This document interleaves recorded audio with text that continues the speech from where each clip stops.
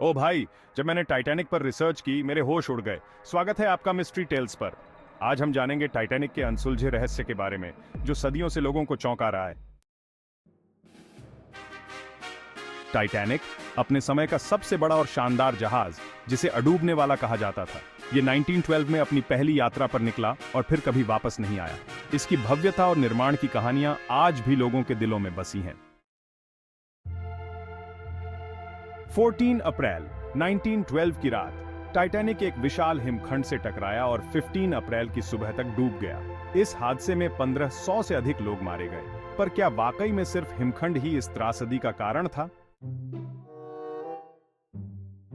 विभिन्न थ्योरीज और अटकलें हैं जो इस हादसे के पीछे के कारणों को बताने की कोशिश करती हैं। कुछ थ्योरीज का मानना है कि जहाज की गति और बर्फ के पहाड़ के बीच टकराव का कारण था। कुछ लोग मानते हैं कि जहाज की निर्माण सामग्री में खामियां थीं जो इसे कमजोर बनाती थीं। वे कहते हैं कि स्टील की गुणवत्ता खराब थी और रिवेट्स में भी समस्याएं थीं, जिससे जहाज आसानी से टूट गया। कुछ थ्योरीज कहती हैं कि यह एक इंश्योरेंस फ्रॉड था, जहां जानबूझकर टाइटैनिक को डुबोया गया।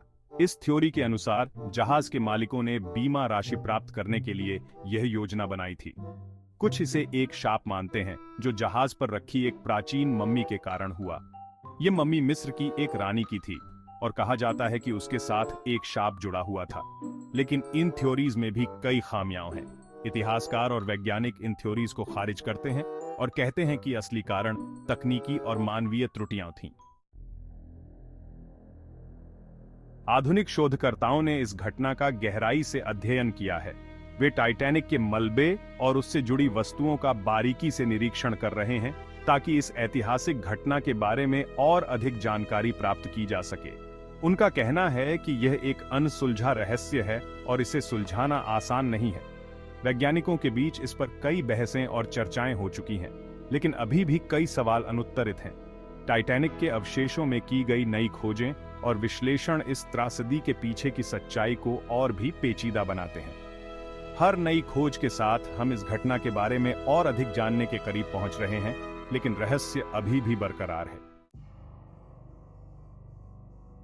कई चश्मदीद गवाहों के बयान और नए सबूत इस घटना की और भी गहरी परतें खोलते हैं। कुछ गवाहों के अनुसार डूबते समय जहाज पर कई रहस्यमय घटनाएं भी घटीं, जिनका आज तक कोई ठोस जवाब नहीं मिला है।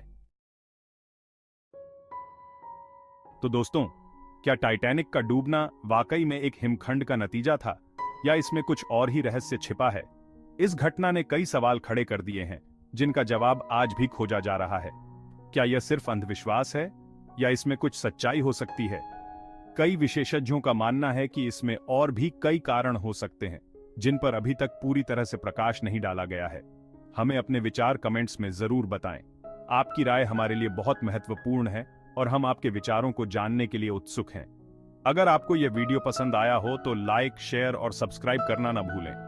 इससे हमें और भी बेहतर सामग्री बनाने में मदद मिलेगी। अगली रहस्यमयी कहानी के साथ फिर मिलेंगे। हमारे चैनल पर और भी कई दिलचस्प और रहस्यमयी कहानियां आपका इंतजार कर रही हैं। तब तक के लिए नमस्ते, ध्यान रखें और सुरक्षित रहें।